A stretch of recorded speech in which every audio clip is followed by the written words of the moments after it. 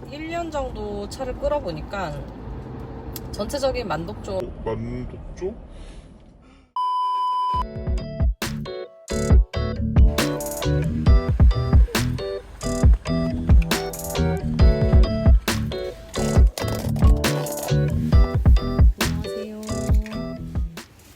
안녕하세요.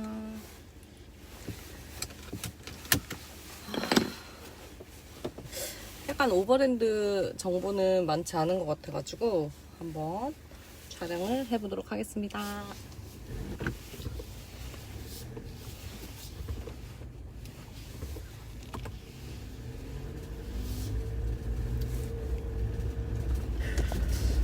제가 1년 전에 이 차를 출고했던 날짜가 5월 6일이었나 뭐 7일이었나 아무튼 그랬을 거예요. 제가 이 옷을 입고 차를 받으러 갔었거든요. 그래서 오늘 특별히 오버랜드 후기 영상을 올리려고 이렇게 드레스업을 해봤고요. 그리고 지금 아침 시간이라 제가 엄청 얼굴이 부어있는데 일단 1년 정도 차를 끌어보니까 전체적인 만족도? 전체적인 만족도는 저는 만족합니다. 지금도 차가 그냥 예뻐요. 계속 예쁘고 제가 요 전에 올류 투싼을 탔었는데 딱 1년 됐을 때 차가 너무 질리고 너무 꼴 보기가 싫어서 이제 그때 바꾼 차가 지금 요 차거든요. 그리고 캠핑을 하기 위해서 처음에 올류 투싼으로 SUV로 갔던 거고 큰 차를 좋아했던 것 같아요. 생각보다 랭글러에는 선입견이 있다라는 생각을 진짜 많이 했었고 랭글러를 타려고 하시는 분들이나 타고 계시는 분들조차도 내가 이 차를 타면서 과연 많은 문제점들을 감안할 수 있을까, 감수할 수 있을까에 대한 포커스를 두는 것 같아요. 그래서 저도 일단 이 차를 구입하실 때는 생각을 많이 하시는 게 과연 좋을지 저는 한 반나절 정도 생각하고 차를 그때 샀었거든요. 왜냐면 어떤 분의 차를 보고 너무 예뻐서 그날 저녁에 유튜브랑 막 뒤져가지고 랭글러의 종류가 뭐 사하라와 루비콘이 있고 이거 자체를 그날 알았어요. 그날 알았고 제가 그냥 예쁜 차들을 다 캡처를 해서 나중에 모아놓고 보니까 그 차 디자인이 사하라더라고요. 루비콘이 아니고.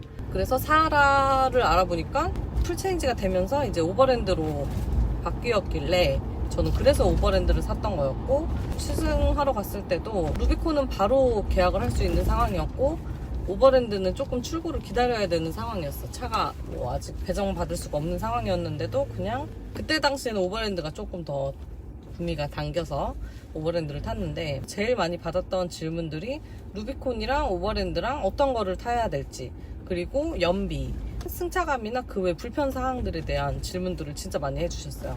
추가적으로는 제가 타면서 불편했던 점이나 아니면 다른 그런 부분에 대해서 조금씩 제가 체크를 해드려 보겠습니다. 자, 첫 번째 루비콘이냐 오버랜드냐 차값이 거의 50만원 정도 60만원 정도 차이가 났던 걸로 알고 있어요. 루비콘은 할인율이 그렇게 많지 않고 오버랜드 같은 경우는 제가 살 때만 해도 400만원 정도 할인하는 상태여서 실제 가격은 6천만원 초반대였지만 저는 5천만원 후반대로 이제 샀었고 승차감 자체가 기본적으로 좋지 않은 거는 맞겠죠. 제가 그 전에 투싼 차를 타다가 지금 차를 타면서 느꼈던 SUV로서의 그 승차감의 차이는 사실 크게 못 느꼈어요. 오버랜드를 처음 운전했을 때 불편한 점은 있었어. 어떤 느낌이냐면 숨만 쉬어도 핸들이 움직이는 느낌? 숨만 쉬어도. 근데 지금은 적응이 돼서 운전을 할 때 핸들이 움직이고 있다라는 생각은 없어요. 근데 그렇지 않게 된 게 아니라 적응이 된 거겠죠? 근데 어쨌건 운전할 때 제 팔은 직선 주행을 하고 있는데도 제 손이 살짝 이렇게 핸들이 계속 돌아가고 다시 제자리로 돌아오고 이거는 어쩔 수가 없는 것 같고 핸들이 이렇게 돌아간다고 해서 실제로 제 차가 이렇게 와리가리 움직이진 않아요. 다만 그냥 타이어가 지면을 잘 탄다고 해야 되나요 이거를? 그래서 처음에 운전할 때는 핸들 자체가 너무 많이 움직이는 느낌이라서 무서웠던 기억이 있고요. 차와 차가 정차되어 있는 사이를 지나가거나 할 때 되게 무서웠던 것 같아요. 오히려 달릴 때는 괜찮은데 그렇게 사이사이를 지나갈 때는 뭔가 부딪힐 것 같고 그런 게 좀 있었고, 다른 승차감 뭐 풍절음도 이제는 적응이 돼서 괜찮고, 제가 지금은 하드탑을 얹고 있는데 저도 소탑을 가지고 있거든요. 근데 소탑을 했을 때는 당연히 장점이라고 할 수밖에 없는 건 오픈할 때 편리함 그리고 개방감, 이 두 가지밖에 없고, 저는 개인적으로 지금 오버랜드의 딱 각진 그런 쉐입 굉장히 마음에 드는데, 소프트탑을 올리면 오히려 싫어요. 그 뭔가 중년 아저씨의 차 같이 느껴지는, 겉에서 봤을 때 그런 외형이 너무 싫고, 딱딱 각진 모습이 아니라 흐물거리는 재질이다 보니까 차가 뒤에가 이제 뭐 뭔가 그런 것도 그냥 싫고, 투톤인 것 자체도 싫고, 아무튼 그래서 소탑은 아마 내년쯤에는 팔지 않을까 생각을 하는데, 어쨌건 개방을 했을 때 그 뭔가 그 시원함은 따라갈 수가 없기 때문에 올해는 일단 한 번 더 할 생각이고, 풍절음은 그냥 80km 정도 이상 달리면 난다고 생각하시면 되고, 그냥 여기서 소리가 계속 들어오는 소리, 바람 들어오는 소리.